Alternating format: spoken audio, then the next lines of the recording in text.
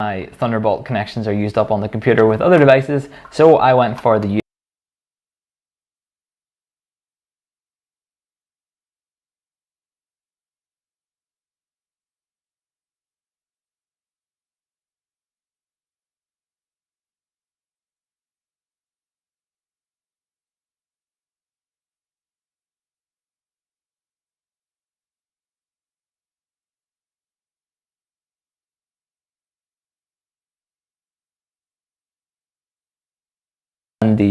USB connections. So for me it is way overkill for what I use. If you're somebody who wants the component or the composite inputs and outputs, then that could be really great for you.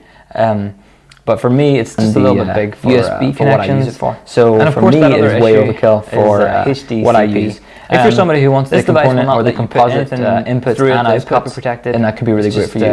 It's just not going to work. But for me, it's just a little bit big. If you want to do what I use it for. So for me, it is way overkill for what I use. Or if you're somebody who wants this component or the composite inputs and outputs, that could be really good for you. Most of these it's just not going to work. But for me, it's just a little bit big. If you want to do what I use it for. So for me, it is way overkill for what I use. Or if you're somebody who wants this component or the composite inputs and outputs, that is the important part to myself. Most of these it's just not going to work. But for me, it's just a little bit big. If you want to do what I use it for. So for me, it is way overkill for what I use. Or if you're somebody who wants this component or the composite inputs and outputs, that is the important part to myself. Most of these it's just not going to work. But for me, it's just a little bit big. If you want to do what I use it for. So for me, it is way overkill for what I use. Or if you're somebody who wants this component or the composite inputs and outputs, that is the important part to myself. Most of these it's just not going to work. But for me, it's just a little bit big. If you want to do what I use it for. So for me, it is way overkill for what I use. Or if you're somebody who wants this component or the composite inputs and outputs, that is the important part to myself. Most of these it's just not going to work. But for me, it's just a little bit big. If you want to do what I use it for. So for me, it is way overkill for what I use. Or if you're somebody who wants this component or the composite inputs and outputs, that is the important part to myself. Most of these it's just not going to work. But for me, it's just a little bit big. If you want to do what I use it for. So for me, it is way overkill for what I use. Or if you're somebody who wants this component or the composite inputs and outputs, that is the important part to myself. Most of these it's just not going to work. But for me, it's just a little bit big. If you want to do what I use it for. So for me, it is way overkill for what I use. Or if you're somebody who wants this component or the composite inputs and outputs, that is the important part to myself. Most of these it's just not going to work. But for me, it's just a little bit big.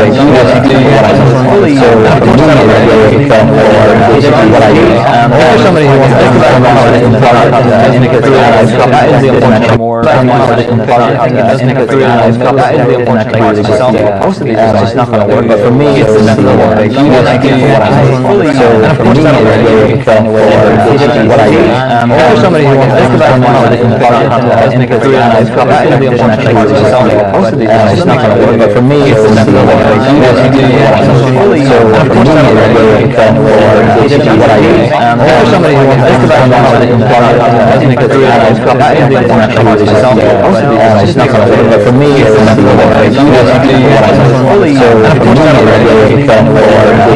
use. Or if you're somebody who wants this component or the composite inputs and outputs, that is the important part to myself. Most of these it's just not going to work. But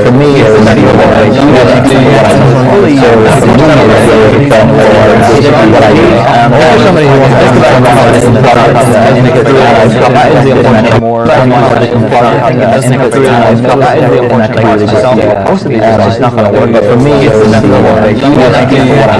So for me, it is way overkill for what I use. Or if you're somebody who wants this component or the composite inputs and outputs, that is the important part to myself. Most of these it's just not going to work. But for me, it's just a little bit big. If you want to do what I use it for. So for me, it is way overkill for what I use.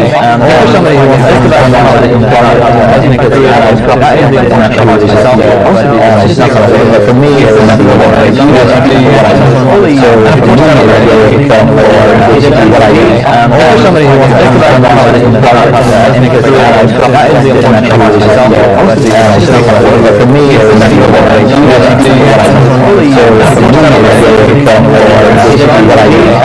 Somebody who wants to think about more most of these are just not going to work, but for me, it's not what I do. Somebody who wants to think about most of these are just not going to work, but for me, it's not what I do.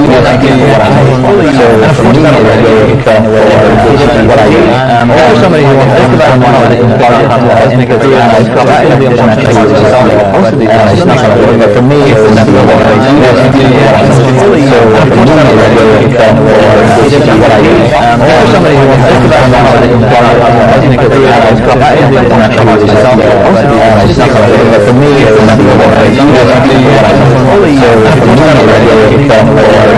I do.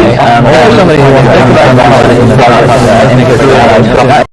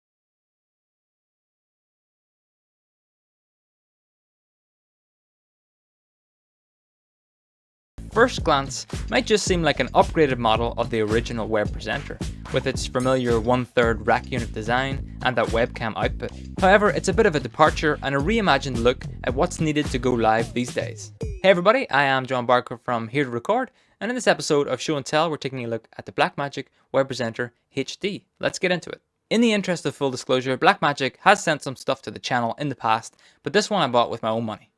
In a nutshell, the Web Presenter HD is for getting your production online.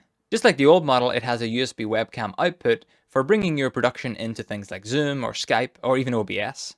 But this time it has a built-in encoder as well, so you can send your stream off to YouTube, Facebook, Twitch, and services like that. And it's also fully packed with other neat features like this monitoring display output, 12 gig SDI input for accepting signals up to 2160p 60, and phone tethering to stream over your 4G or 5G connection. The unit itself fits nicely in a 1/3 rack size where you can mount up to 3 of these devices next to each other in a rack.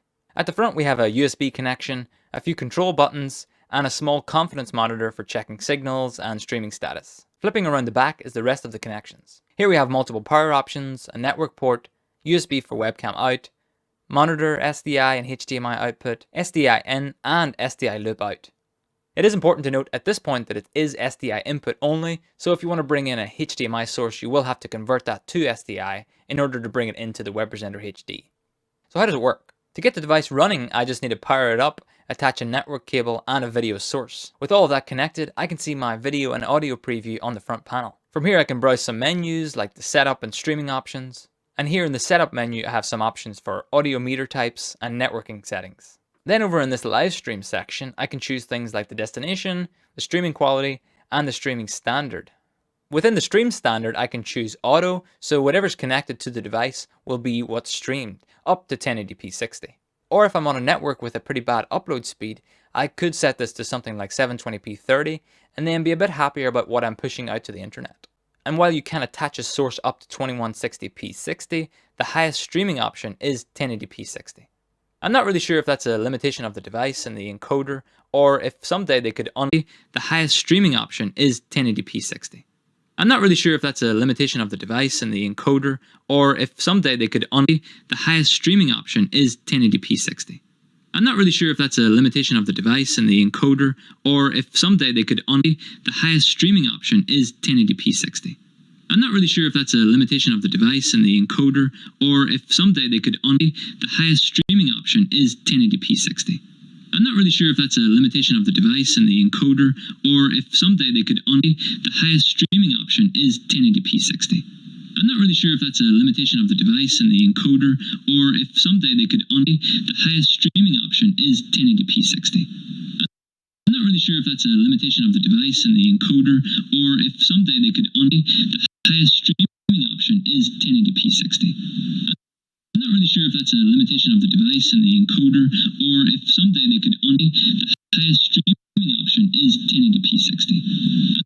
I'm not really sure if that's a limitation of the device and the encoder, or if someday they could the highest streaming option is 1080p 60. I'm not really sure if that's a limitation of the device and the encoder, or if someday they could the highest streaming option is 1080p 60. I'm not really sure if that's a limitation of the device and the encoder, or if someday they could the highest streaming option is 1080p.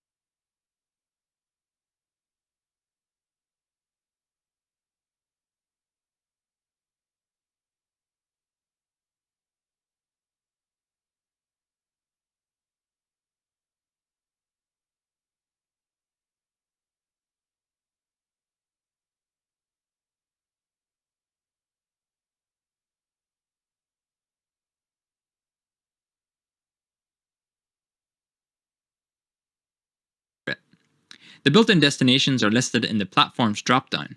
Choosing one of these like YouTube, entering a streaming key, and then pressing on air gets me online pretty fast. Back on the front panel I can see that I'm on air and the status is okay. And over here in the YouTube control center I can see my feed is coming in nicely. On the front panel you have this lock button, and pressing and holding that for a few seconds will actually lock the front panel, and this will help you avoid stopping the stream accidentally or anything like that. You can see here as I press off, it's not actually working. I'll just hold lock for a few more seconds and all the buttons become active again. I think one of the coolest and most eye-catching parts of the device is this monitor output. I can see this being super useful on a big screen in your production area as sort of a confidence that you're actually streaming something and sending it to the web. To get this working, you just have to connect up a HDMI or SDI monitor to the outputs on the back. On the left-hand side, you can see some helpful things to tell you where you're streaming to at the top, and then below that you have video, which shows the last 5 seconds of video. Below that, you can see the last 6 seconds of audio and how that was coming through, and there's lots of stats in there that I'm not going to quite get into in this video. There's this big preview here of what you're actually sending out, and you can see some audio meters to see what you're sending in terms of audio. I've just pulled out the network cable on this device, and what you're seeing below is the cache is starting to fill up because the data can't find its way to YouTube. But reattaching that cable, the built-in destinations are listed in the platform's drop-down. Choosing one of these, like YouTube, entering a streaming key, and then pressing on air gets me online pretty fast. But on demand, it actually plays back pretty smoothly. And the status is okay. Web Center HD does come with a few pre-configured destinations, but you can add your own through the software. In the description below, you'll find a link to a template XML file that you can use, and in there you just fill out the details that you want to add. The stream and then over in the PC or Mac app, you can add that as a streaming destination. So here I have my template XML document, and I'm just filling in some details of where I want to stream to. And then over on the app, I can add that as a custom streaming platform. I do wish this was a little more easy and a little more intuitive, but it does work, so you can give it a go yourself. As an alternative, or even as a backup, you can connect your phone to the Web Center HD and use its internet to stream. I can have both connected at the same time, and if the internet on one dies, on the left-hand side you can see some helpful things to tell you where you're streaming to at the top, and then below that you have video, which shows the last 5 seconds of video. Below that you can see the last 6 seconds of audio and how that was coming through. And there's lots of stats in there that I'm not going to quite work through in this video. One nice upgrade preview here of what you're actually sending out, and you can see some audio meters to see what you're sending in terms of audio. And now it's up to 1080p. I've just pulled out the network cable on this device, and what you're seeing below is the cache is starting to fill up, and all those because the data can't find its way to YouTube. Alright, let's power through a few final notes of things that I really wanted to mention. The built-in destinations are listed in the platform's drop-down. Choosing one of these, like YouTube, entering a streaming key, and then pressing on air gets me online pretty fast.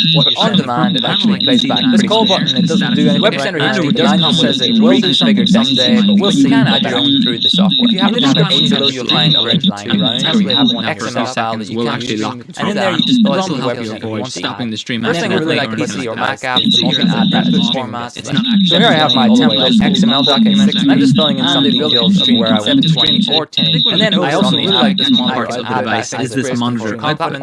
I do wish this was a little more easy and a little on a big screen in your production area. As an alternative or even as a backup, you can connect your phone to the Web Center HD for many productions. It's internet or I can have both connected to this device. It's extremely typical way one dies. On the left-hand side, you can see some helpful things to tell you where you're streaming to at the top, and then below that you have video, which shows the last 5 seconds of video.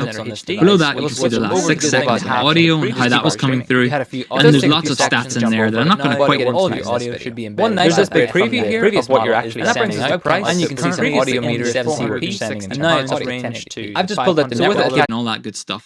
And maybe it's not quite the device for you. If you look at some of the larger 8SEM switchers or bigger switchers in that market, you'll see that they don't have streaming built in or recording XML file that you will actually lock. And in there, this will help you avoid potentially whatever comes out in the next few months from Blackmagic. I have no idea, but I'm imagining a refresh of their middle to top tier. And in those cases, I think there'll be no stream. Sir, గుణ ఎక్కడుంటాడో నాకు తెలుసు sir. మీరు support చేస్తానంటే నేను dare చేస్తాను sir.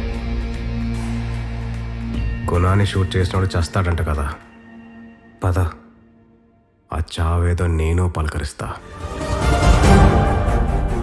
చూడండి పూర్తి సినిమాని జీ5లో ఇప్పుడు సంవత్సరానికి కేవలం 499 రూపాయలు మాత్రమే.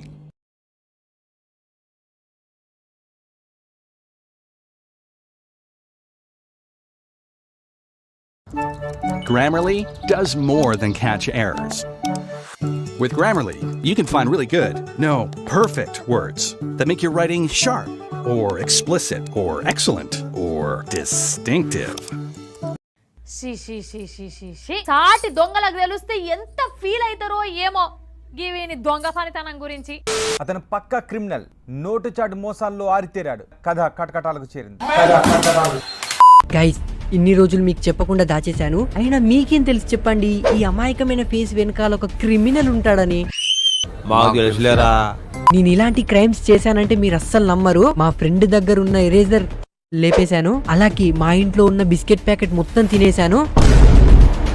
ఇలా కాదు గైస్, ఇంకా అదండి దొంగలించడం